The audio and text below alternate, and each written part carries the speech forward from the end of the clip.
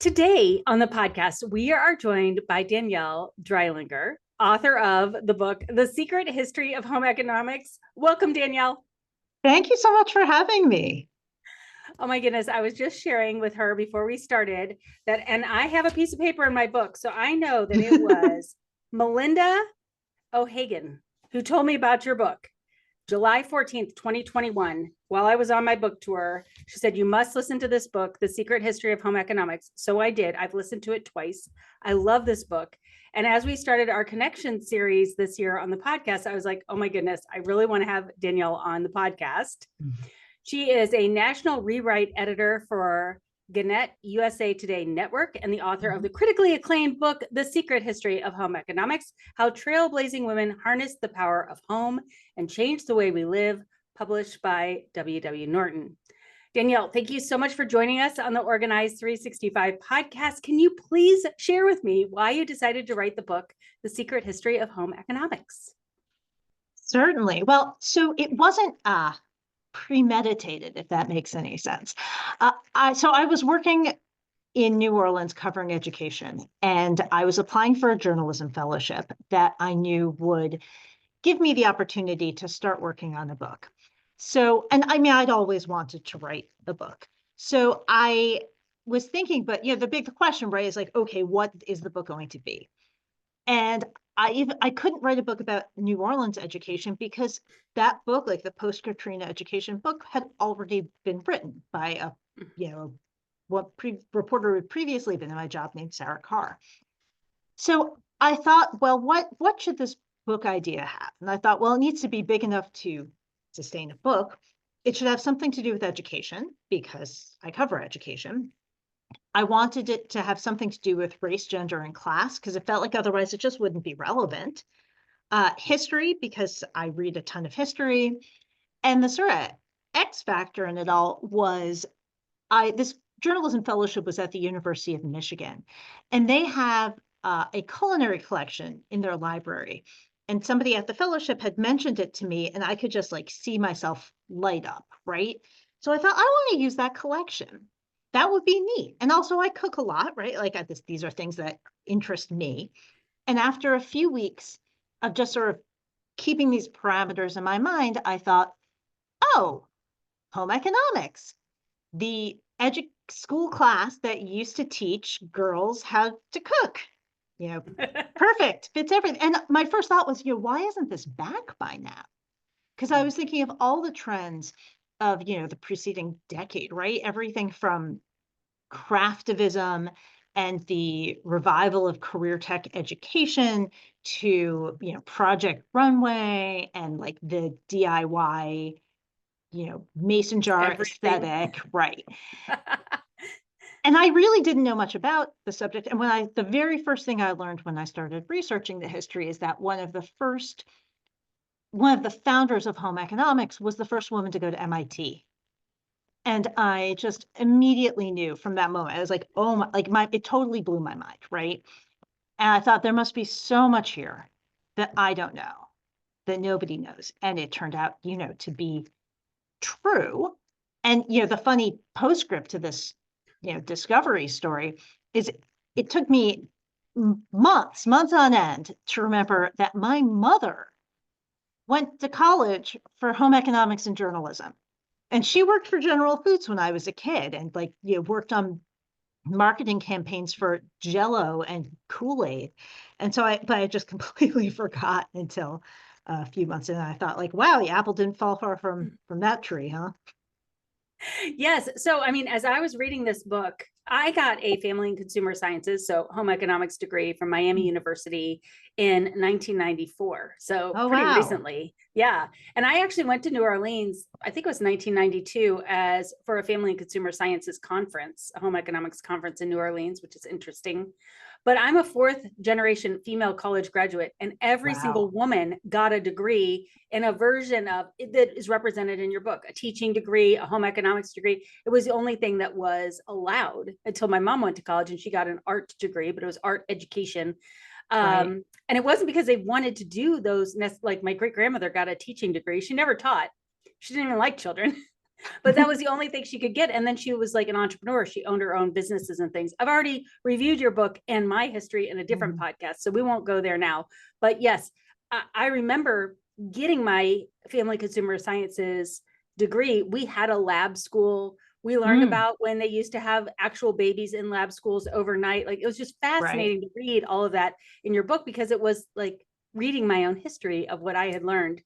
Right. And of course, what you know from your, from your history is that, although the home economics college degree came to be disparaged in the 50s as like in 60s, right, as like the MRS degree, right, for Yes, women which who I just want also to. got and love, by the way, because I'm so old-fashioned. I totally wanted to get married. I totally got an MRS degree. Right. And, the home economists of that time were very, but like thought it would be, it's great for women to both be married and have children and have careers, which in the 50s and 60s was a fairly revolutionary idea.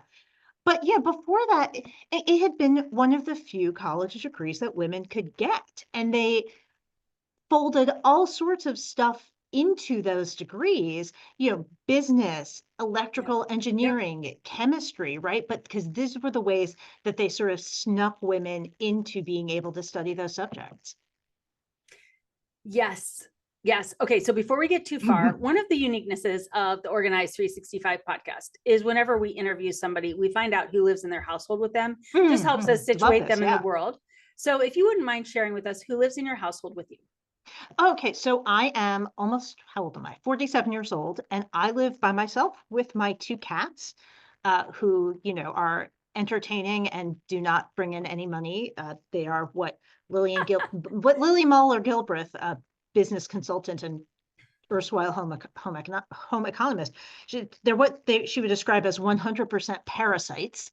But yeah, I I have thought I'm intrigued these days by a bunch of the writing that's come out about various like forms of households of people who love each other, but that go beyond just two people who are romantically involved. But yes, I moved in here at the tail end of cohabitating with a boyfriend, and that got very messy. And I thought, I just want some peace. I just want peace in my home, and it has been delightful. Well, thank you for sharing that. I definitely went to college to get an MRS degree and become a mother. Like, that is all I ever wanted. Very, not politically correct, I guess, but it's totally what I wanted. And we ended up adopting our two children in the end of my 20s. And I did teach for a few years, and then I was a stay-at-home mom, but I come from a long line of entrepreneurs. So I totally knew someday I would own my own business.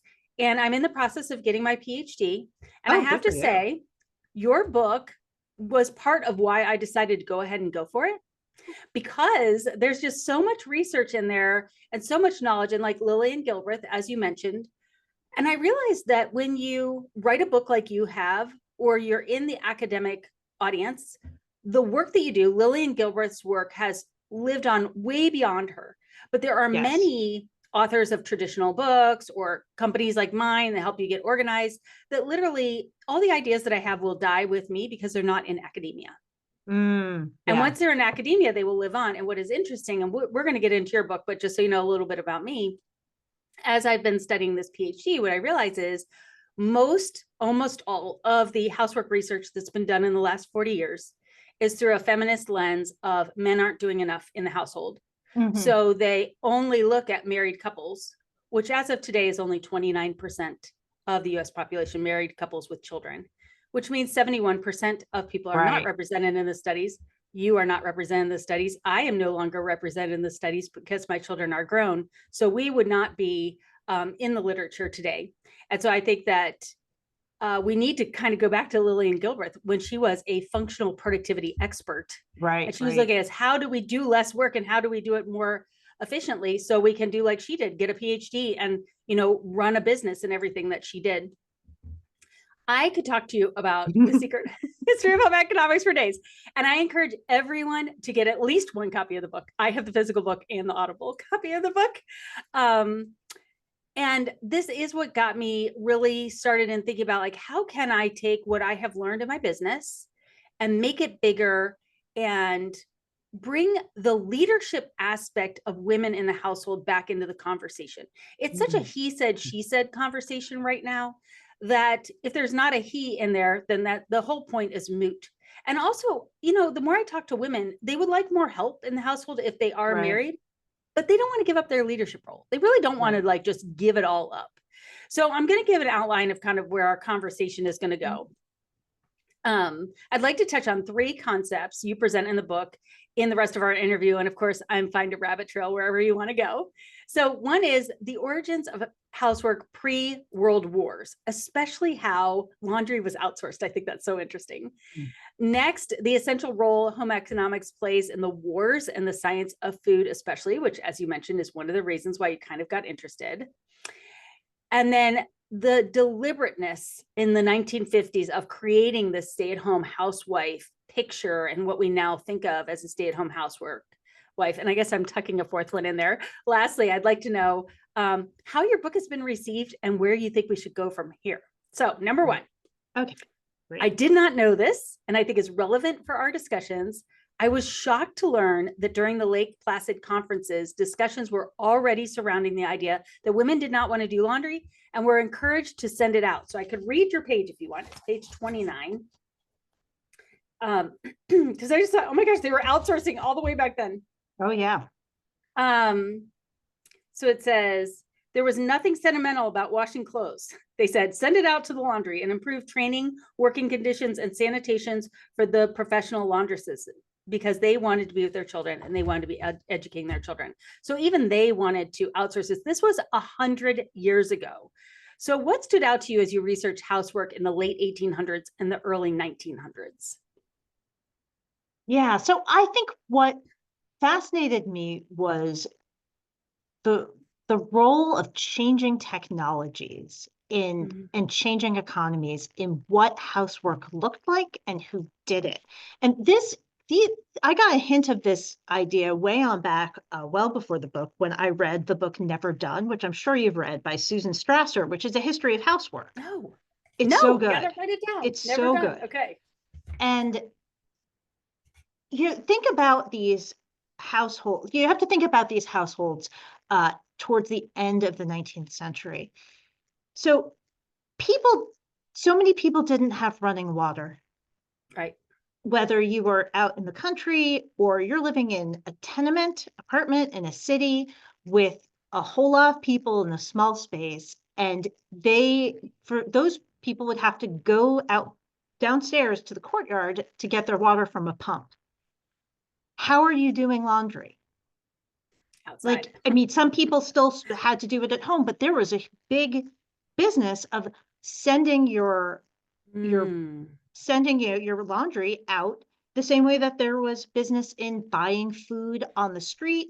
Or, it reminds me of in an earlier era in Europe when people didn't have ovens in their house and they would bring their bread loaves to a communal oven in Europe to bake them, right? People didn't have as much in their houses as we think they did. And laundry in particular was just an enormous, agonizing chore before the advent of automatic washing machines. And even like a wringer was an advance, right? To be able to wring some of the laundry out with a machine. So there's a reason that, housework was just so arduous. There's a reason why people had help. And there was this enormous industry of domestic labor, which in the South was enslaved labor, and in the North tended to be, poor immigrants. Well, at the same time as the Civil War, you have the Industrial Revolution.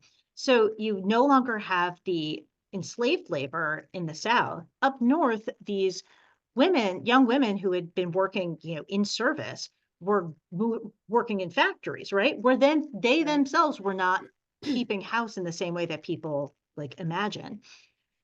And so that's when you start getting the advent of things like cooking schools, which were part of the home economics movement, to teach these middle class women who didn't have as much help anymore how to run a household, how to cook, how to, it was sort of what Julia Child later, referred to as, servantless American cooks.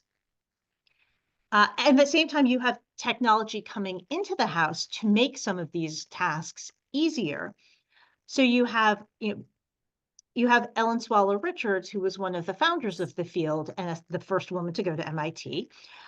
She paid attention to like what is necessary to do in the house, like what is necessary for sanitation, really, like what's necessary to keep things clean and healthy, and anything else you want to do is a hobby. I feel like Casey Davis, How to Keep House While Drowning, I feel like she's very much in that tradition of forget about keeping up with the Joneses in terms of like having doilies on the back of your antimacassar or whatever. But Ellen tried out the new vacuum cleaner. She loved it. It was much better than carpet sweepers. She also thought you shouldn't have carpets at all because they just gathered dust and schmutz and they were harder to clean than floors, than hard, wooden or plain floors. So it's amazing when you think about it, right? This was an era where in order to cook something on a stove, you had to make a fire in a cast iron box. Like, there were no thermostats on the oven. There was nothing regulating the heat. It was, what were you putting into it? And coal dust, kerosene grease, like all sorts of muckety muck that was getting over everything. And this was also, as Ellen pointed out, all of the founding home economists were educators. Most of them came through women's colleges in one way or another, and they just felt like there were better things to do with your time than clean the house. So they focused on what's the efficient way to do this so that women can get done with it and do something else, whether that's, work for money or be with their kids or participate in public life or education. And at the same time, this field of home economics created a range of careers where women would be accepted because what they were doing was related, even if kind of tangentially, to these traditional household roles. So you have Margaret Murray Washington, who ran home economics and did a great deal more at Tuskegee. They had a program to train people to run laundries because this was a job that Black women were able to have post-Civil War. And, it was a job. It was something that you could do. It was a business that you could run.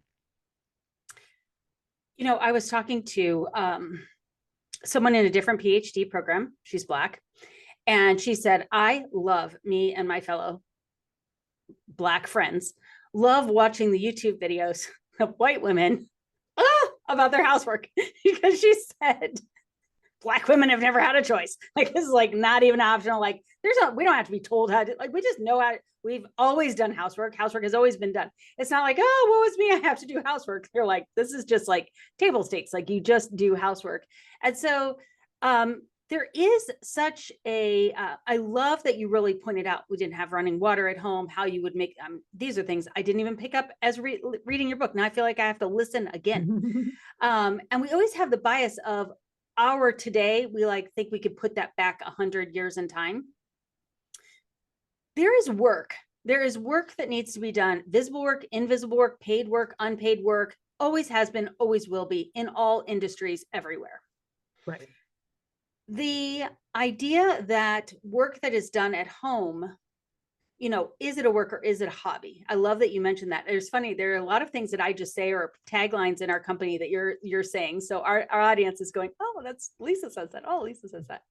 The thing that I've been working on in my research practicum, and I'm trying to do it for my dissertation, we'll see, is to create an operational definition of housework, because there isn't one in academia. There might be one. I'm going to read these books that you told me about, but it's not, again, and this is a great example. You can say right here that we have these definitions of housework, but they're not in the academic literature. So you wouldn't believe how they're measuring housework, what is and isn't housework inside of academia. And in the last really 40 interesting. years, I didn't think of that. Yeah. In the last 40 years, all housework has been divided into two categories: female work and male work. And female work, oh, this is new, yay. So female work is the routine work of cooking and cleaning and laundry.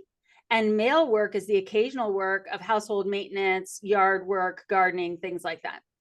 And my premise is that those are two completely different kinds of work, One is housework, which is cooking, cleaning, laundry. And the other one is the work of household ownership.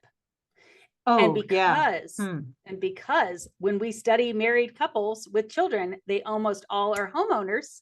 They have homeownership work. And the original study from 1985, 335 of the 336 participants that they made the list of work from owned houses. So of course, cutting your grass is going to be work if you own your house, but if you rent, it's not work. And so I really want to create cleaner, clearer definitions so that when we go to do our research of that, we're comparing apples to apples. And in 2004, Brian et al., which my audience has heard a million times, said that there is no operational definition of housework, and none of these studies can be compared or generalized because you're not really, what do you say housework is? So when you are talking about housework all the way back, you're talking about what I call housework, which are these essential tasks that happen from when you are born until you pass away.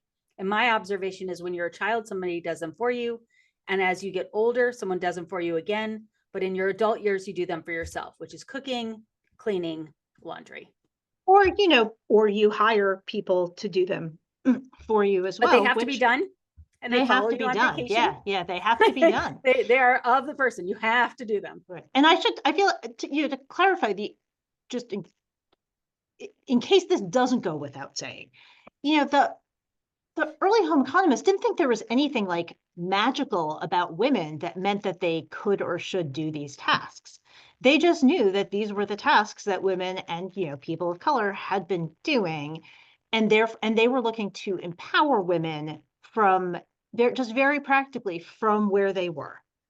But Yes, there's nothing inherently like they thought that boys should take home economics too. They thought everyone should know how to do household tasks. They thought that girls should take shop.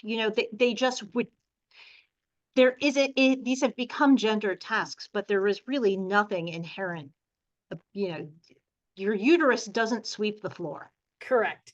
And to your point, there is a study that is done with Black boys, and they did not do gender. They didn't see tasks as male or female. When you do studies that have Black families, there is not this genderization that there is in white families, is what I found.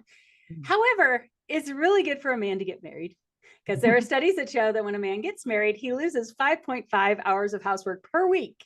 And when he gets divorced, he gains 5.3 hours of housework per week. So I read this there. in Liz Lenz's book last year about her divorce. She has a whole lot of stats about uneven gendered labor divisions. And Yeah. yes, it's true. When I was living with boyfriends, there was more work and I did more of it.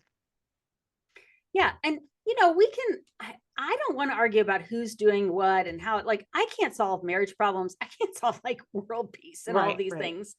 But I do think it is interesting to understand it and recognize that that is an issue, but it doesn't answer the question for people who are not married. Right. Or are emerging adults or are widowed. Like everybody has to do housework. So let's get back to the housework. Okay. Right. And get the housework part. I think it's also interesting to along with this distinction you made, right, between like house maintenance and like the stuff you have to do day in, day out. It's also interesting to this one of the home economics perspectives, which people don't think about. It goes against people's preconceived notions because people assume that home economics is, tying ribbons on mason jars. But what is necessary and what is a hobby, what is not necessary, the same way that like organization works that way, right? Like it's important. You have to be organized in a way that works for you, or things are going to be a little chaotic. But people also fetishize organization. Like you don't actually need to buy out the Container Store. Correct. Right. Although it is fun. It is fun. It's fun. It can be fun. It can be really fun. Yes, but what's necessary 100%. And what's fun? 100%. Okay. So nobody wants to do laundry, basically. Now, let's move on to the world wars. I thought this was the most fascinating. And I knew about the Lake Placid conference because I have a degree in family and consumer sciences. And our family used to vacation at Chautauqua in New York, which is like we used to go there every summer. Like I'm from a long line of nerds. So my mom would take me there in the summer and like, you can't even have a car there. So we'd have our bike and I would go and I would take classes and I would sing in the choir and I would do the whole thing. So when you were writing about Chautauqua, I was like, oh my gosh, that is where I spent my summers. because I'm a nerd. Which was great. I loved it. But I had no idea about the work that was done by home economists in the winning of the wars and the scientific rigor, and just tease people with this. And then they have to go get the book because there's so much in the Okay. book. There's so much I in the will book. I will give a little piece of it, and I Yeah. am going to sidestep first just one thing in case people don't know this, the terminology that we're using here, right? So the field started, it was originally called things like domestic science, domestic economy. In the 1890s, a small group of women, women plus one man, got together at Lake Placid, New York, which was problematic, which is in the book. Uh, and they And the one call man is interesting. So the who is the one one man, man? Melville Dewey, the inventor of the Dewey Decimal System. Is that not amazing or what? Anyways, go on. And they renamed the field home economics in the hopes that that sounded more serious and academic, and was a good name for a university course. Then about 100 years later, after home economics had gone into a long reputational decline, the people in the field decided to rename it again, something that would be more scientific and, more respect, and also to acknowledge the fact that they weren't just talking about jobs in the home, and they renamed it, usually called family consumer sciences. It is, however, all the same thing. Yes. All right, so world wars. So home economics really became popular and important during World War I, which is, about 15, 20 years into its development. And then by the time World War II happened, it was established. I think I'm going to go with some of the World War II stories. Okay. So the dietetics, which is a subfield of home economics that, now you can get just a separate degree in it, was recognized by the time before World War II as being just really crucial in winning the war in a whole bunch of ways. One is you need to feed soldiers. You need to feed soldiers, you need to feed injured soldiers. So even well before the US entered World War II, they were preparing for the likelihood that they would. And they had home economists come in and rewrite the cookbooks for the armed forces. So for instance, the home economist at United Fruit took leave, and she rewrote the Navy's cookbook so that they could feed soldiers. And then you also had dietitians who were working. A woman named Ruby Motley, whose story I found, she was working at Walter Reed before the war started, and she got herself shipped over to the Philippines, which ironically before World War II was like a pretty cushy assignment, with beautiful sparkling beaches. But then the war started, and she was working in tandem with nurses and doctors and medics to care for and feed soldiers who had been injured under really difficult circumstances, right? Like because she was out in the field with them. So they would have field hospitals. She would have, flies buzzing around the water and, just a few cans of food. And she was trying to keep these men nourished to help them heal. And then when the base in the Philippines, and she endured, terrifying bombing with everybody else who was there. And then she was captured, and all of the soldiers were sent to one POW camp, but then she and like the other women were sent to their own like prisoner of war camp for the rest of the war. And they were given rations, but the rations were pretty inadequate even to start with. And she and a couple of other dietitians who were there organized a food system for the camp. And they started gardens, and they started growing the plants that were there. They learned about like the local plants that were there that were nourishing and easy to grow, like a certain kind of like sweet potato that you grow for the leaves, but not the root. And they would cook and provide food like to supplement these inadequate rations that they were getting from the Japanese. And she was in with a bunch of nurses. These were later known as the Angels of Bataan, if people may have read about them or heard about them. And so, yeah, she helped people survive because people were dying of starvation, even as the camp was liberated by the Allies. People were so scrawny, but, without her work, even, clearly even more would have died because they were being, systematically starved. That is one of, let's see, some of the other pieces. The Bureau of Home Economics, which was part of the U.S. Department of Agriculture. There is still a tiny little nutrition institute that is part of the USDA, which is what's left of the Bureau of Home Economics. But the Bureau of Home Economics put out radio shows and resources. It was an extension project. And they put out tons of radio programs and pamphlets over the course of World War II, which they had already been doing, right? But they were sort of, they redirected it towards people at home in wartime. So things like how to preserve and can vegetables so that you could send more to the front, because how you could eat better under rationing. Like, it's great if you have a victory garden. Okay, now what are you going to do with it? They were very big on clothing.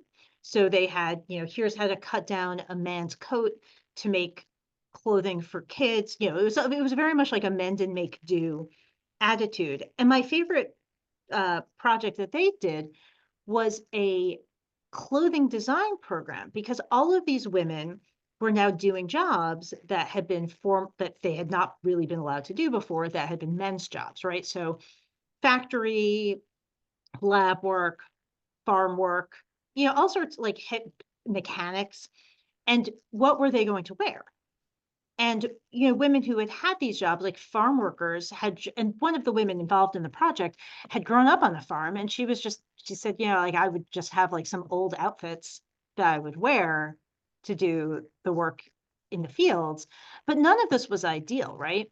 So they designed a series of clothing patterns that they sold through sewing pattern companies, commercial sewing pattern companies, that were jumpsuits and dresses and so on for women to wear while they were doing all these jobs. And they did like motion analyses, like what are the motions that people are doing? Like, Yep. there was the factory worker jumpsuit had a belt, but it was like a snap away belt, so that if it got caught in a conveyor, it would just come off and not drag you along with it. The farm work one, you had like adjustable length for the sleeves and the legs, so you could be cooler, you could be warmer, you could tie the ankles to keep dirt out. Yeah, and they had this fashion show that Eleanor Roosevelt presided over to show off these work clothes for women. So fascinating. And then the war ends and the men come home. Right. And there's this distinct shift in the 1950s. And I just cannot believe how coordinated and orchestrated it was to both remove women from the workplace. That's one thing, but to completely rewrite the role of the homemaker, really. Right. And I spent a lot of time thinking about that. And it was supposed to be like the 50s were supposed to be one chapter, and they ended up being like four. Because I didn't want to say just like, oh, shrug, and then Right. that thing happened after World War II where all the women went back to the house. I really was wanting to understand it. A bunch of different things happened. One is, of course, yeah, that women were just plain old fired. Yeah. Just fired. Like for instance, one of the wartime jobs for women, there were electrical engineers in home economics who had majored in something called household equipment, which was electrical engineering. It was just you were doing it with household appliances instead of, commercial machines. And some of them were hired to work at places like Boeing after men got drafted. And, they were all kicked out. And part of it, I was struck by the difference in the textbooks and the curricula for home economics before and after World War II. One of the trends was the rise of child development as a Mm. field, which Yes. there had already been child care and child study in home economics, but now like pediatricians and psychologists got involved, and they were men. And they were bringing their biases into what they thought everything should, how they thought this child development should go. And home economics before them was really listed as like, okay, here's your curriculum. Here are these tasks that you need to learn how to do. Here's the science of egg whites. And, again, it wasn't particularly gendered, really. Like anybody could Yeah. learn this, how to mop a floor. Anyone can learn the science of egg whites. The material after the war is much more gendered, and it starts to talk about how kids need their mother, like one single, like kids need a daddy and a mommy, and the mommy has to be there all the time, as opposed to what home economics had already discovered, which is that kids are fine in daycare. Like you don't need to be, it was sort of attachment parenting writ large in some ways. Mm. You have the tasks and the demands being put on women in the home going way up just at the time that technology has made it really much, much easier to do all of this work, right? Like electrification, even in rural areas, which is something home economists worked on, was really improving. You had appliances, you had all of these, labor-saving appliances, right? But at the same time, the standards for what constituted a clean house went up. Right? You're Mm-hmm. Right. suddenly expected to like mop your house every day or something truly ridiculous like that. And you suddenly, the mother is now responsible for the emotional development of the kids in the house.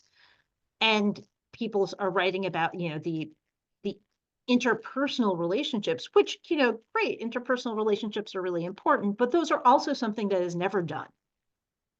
Like you are never done Right. dealing with other people. You can, you can finish vacuuming and you're done for, until you need to vacuum again. So it was just really something to see all of this material in the textbooks that suddenly are talking about like daddy, do an activity, have like a daddy daughter fashion show or, weird things like that. The same Bureau of Home Economics, right, that had designed these work clothes for women was now designing this shopper's coat for women to like wear when they're going grocery shopping, that like has a place to put your like bus fare and your like pencil for your shopping list, which was kind of depressing. So yeah, and even like the sewing patterns that were being put out to home economics teachers, right, went from being a range. So I write about this J.C. Penney, which had this whole home economics teacher training, like teacher materials, and a magazine of sewing patterns, and the vision of young women's lives that they depicted pre-World War II. They were doing a lot of different things. They were working around doing housework and going on dates, but they also were hanging out with their friends. There were graduation gowns. There were office clothes. There were clothes during World War II to wear, when you're working in the war effort. And then after World War II, it is all, I mean, it's like an Archie comic, right? It's like all Yes. little frilly things they'll love. So it's really dramatic to see the change. It's so interesting because so my great grandmother got a degree in teaching. She owned a floral shop, a restaurant, and a gift shop.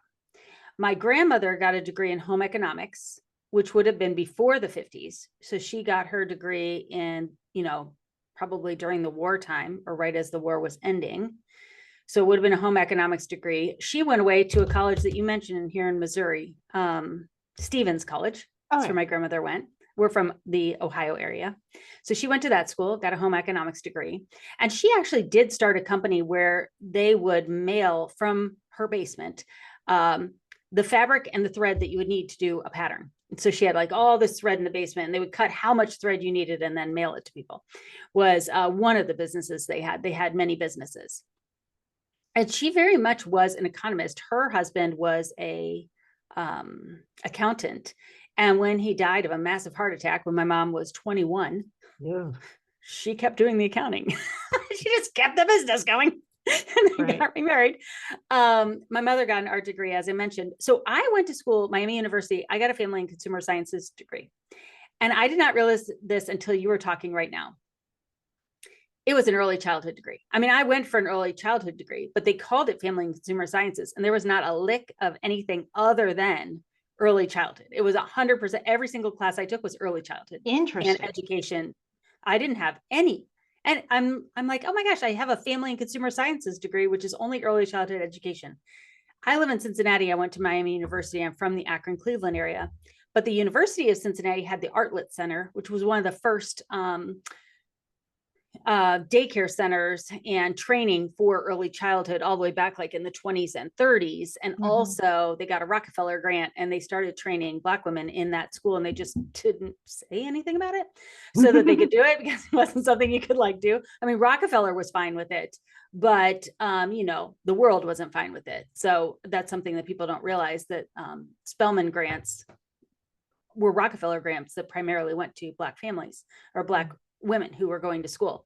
So as you're saying this, I'm realizing I don't have a family consumer sciences degree at all. I have an early childhood degree, which brings me to another point that I wonder if you've found or thought anything about.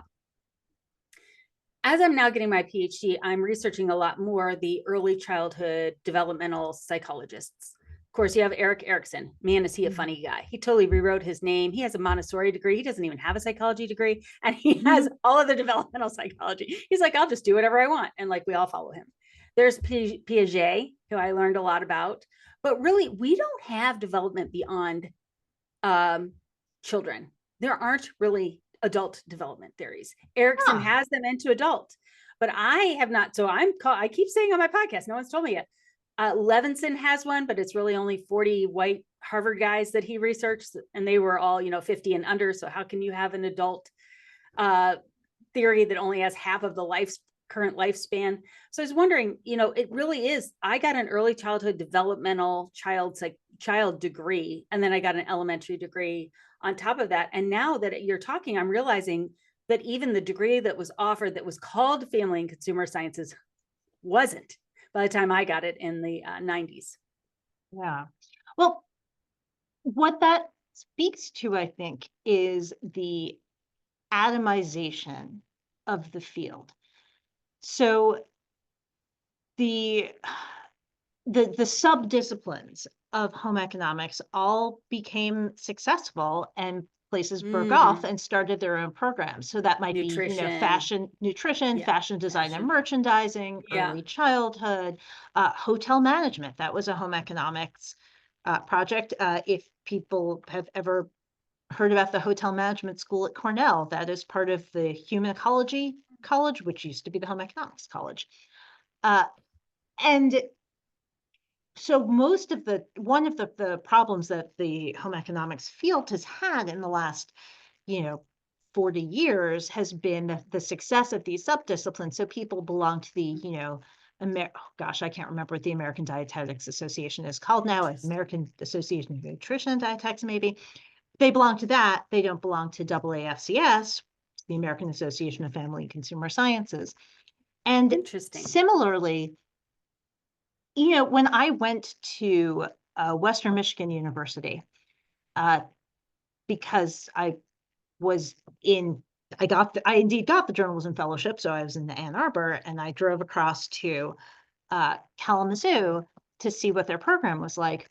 And even there, I was telling people, from an outsider's point of view, it doesn't make a lot of sense why you have interior design and fashion and culinary and so on, like in one group together.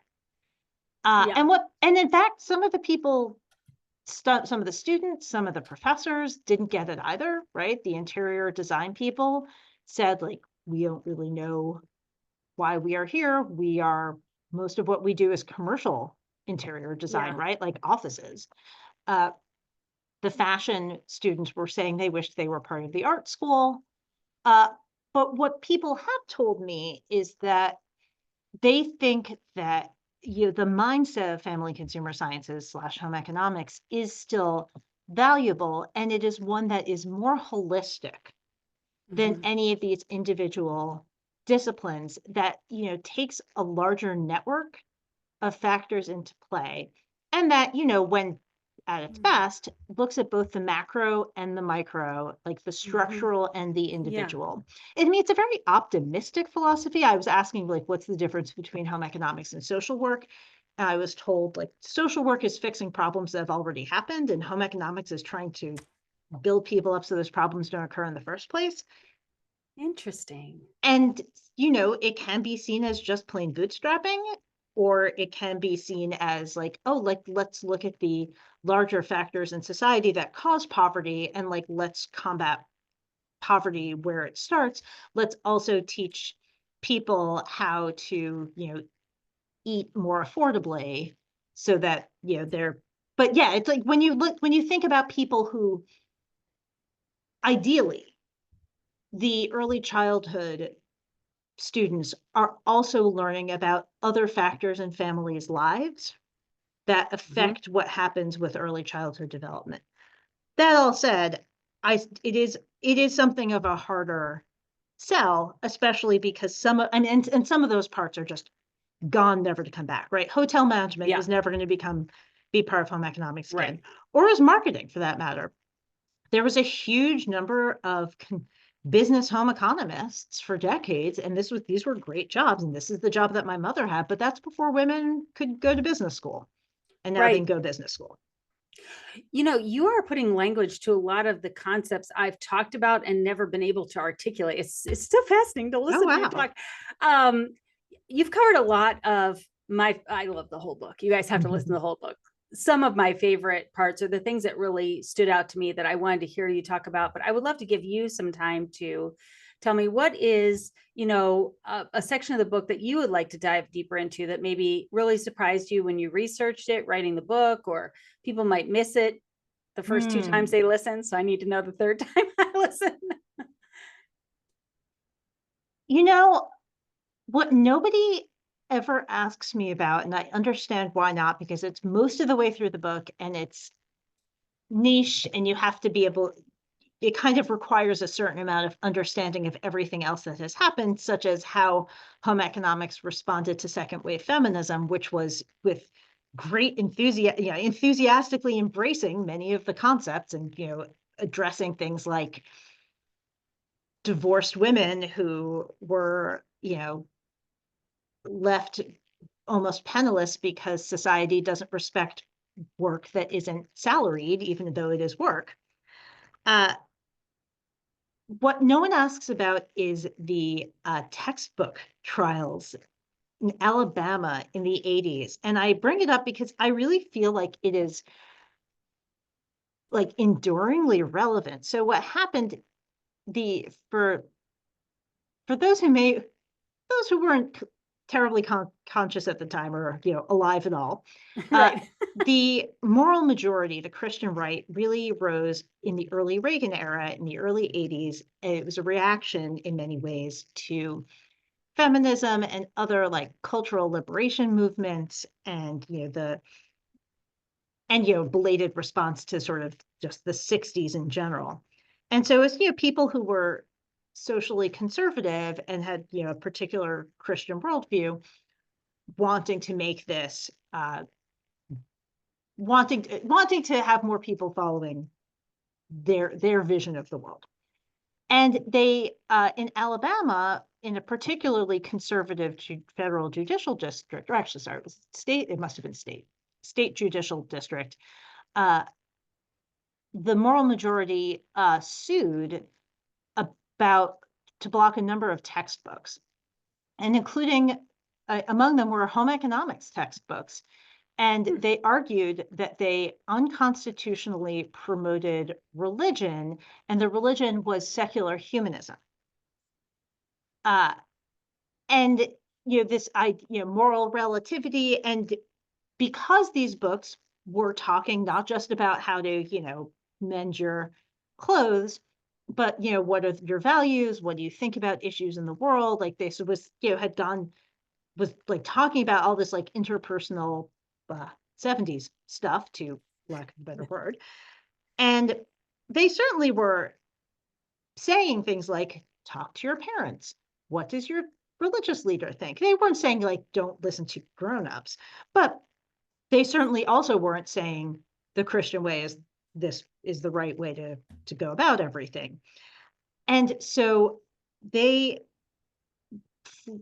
the one of the authors for one of these textbooks, who is a grandma who lived in Texas, like came in to testify about her own, she was like, I'm a woman of faith and I wrote this book. I think people should talk about issues that matter to them. Like, why are you putting this book on trial? And the thing is that, and the home ec books lost. The home ec textbooks were ruled unconstitutional for promoting the religion of secular humanism, and they were removed from schools. And then, very not long afterwards, the decision was reversed on appeal. But some of the teachers didn't know that it had been reversed. They didn't necessarily get the books back. And there was a survey that found that, really had a chilling effect for home economics teachers about what they were comfortable talking about and what they thought they might get in trouble for. And it feels really relevant to me in our, current era, right? Where there are fights over curriculum have always happened and they'll never probably stop, but where you hear people, teachers worrying about chilling effects on what they teach and what they talk about. Yeah, and I think that you see that throughout the whole book, how a few big companies can change the narrative in the 50s, a few women during the war in home economics can change the outcome of the war based on nutrition by going at from a nutrition angle. Like, it is often a small group of people that really believe in what they're doing and are willing to keep going, are able to change the narrative or the world or the rules for many. It just happens over and over and over again. So yeah, thank you for pointing that out. I would love to know, how has this book been received? It's been received. It's interesting. So, pardon me, though. So Malcolm the brown tabby is coming up to say hi. You're very cute.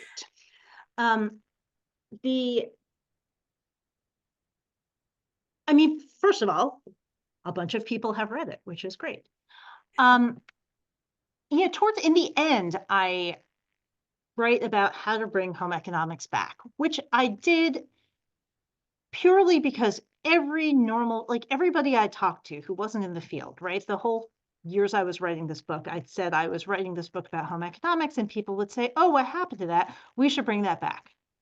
We should bring that back because kids don't know how to deal with their finances, or, they throw their pants away because if a button comes off, or this, kids these days, there's a lot of kids these days, but, genuinely saying these are useful, the life skills part of it are useful skills that everyone ought to know. And I would say people are interested in the history, and that is great. I was expecting, and people who work in home economics or home economics adjacent fields, right,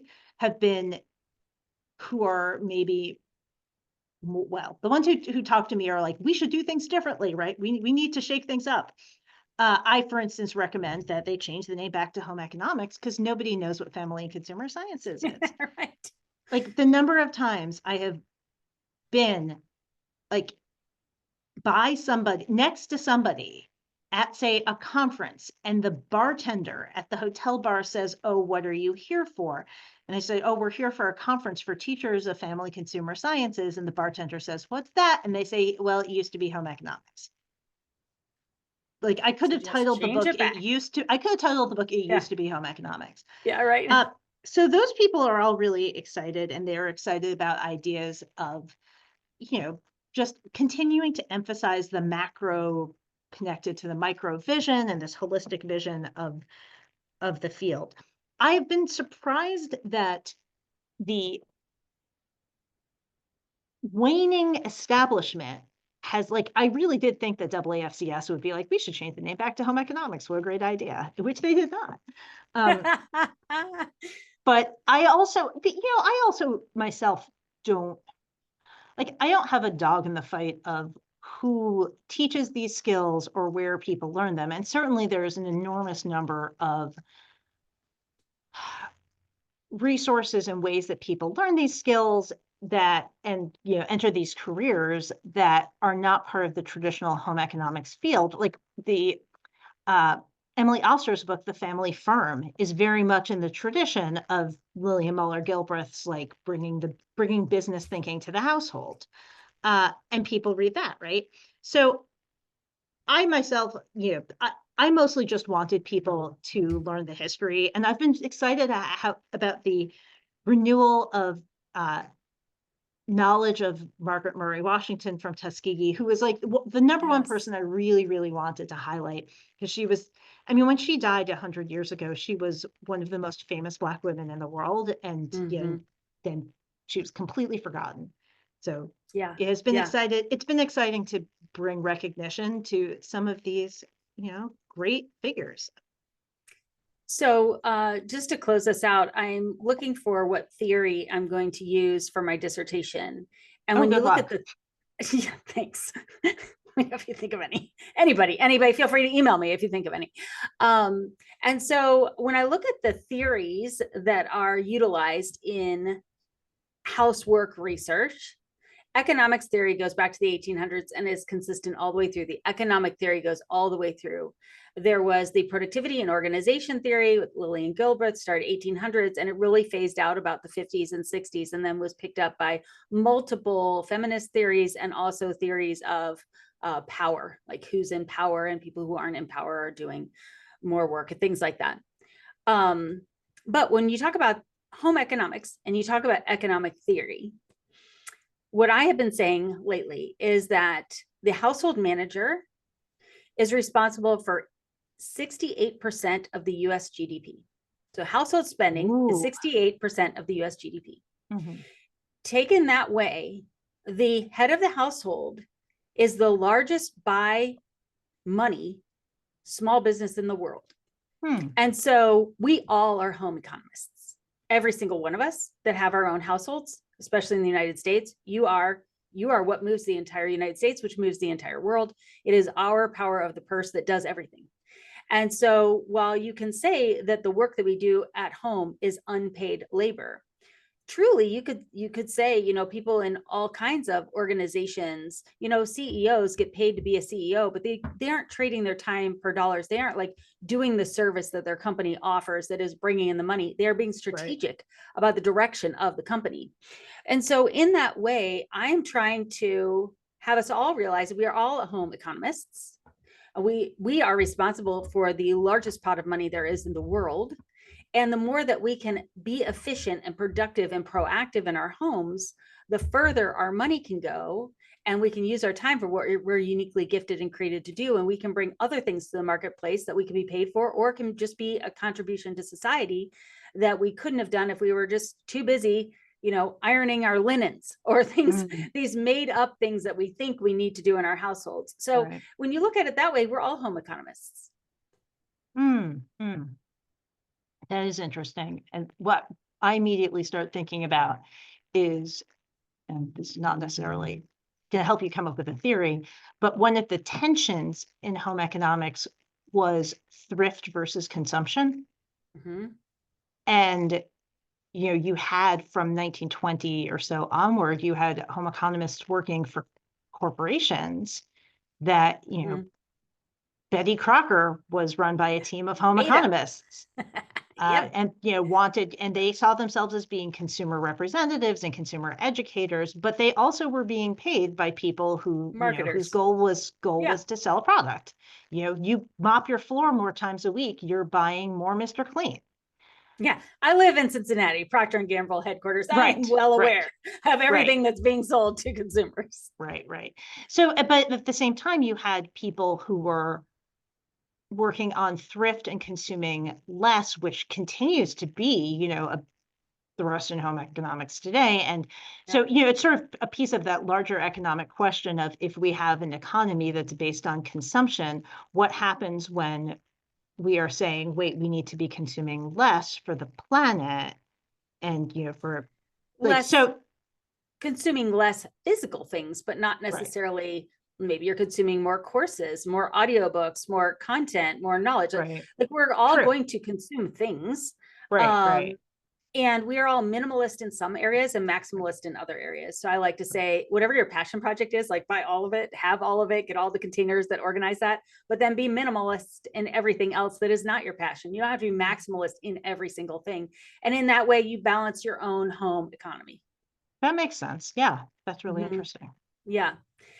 Oh my goodness, Danielle, thank you so much for our conversation today. It was a pleasure talking to you. And everyone needs to go get a book of The Secret History of Home Economics. It is a fascinating read about our history. Like this is the history really of women, but also of all of us that have households. You have an economy, and this is ways in which it can contribute to the larger story and also be part of your smaller story. Danielle, thank you so much for your time.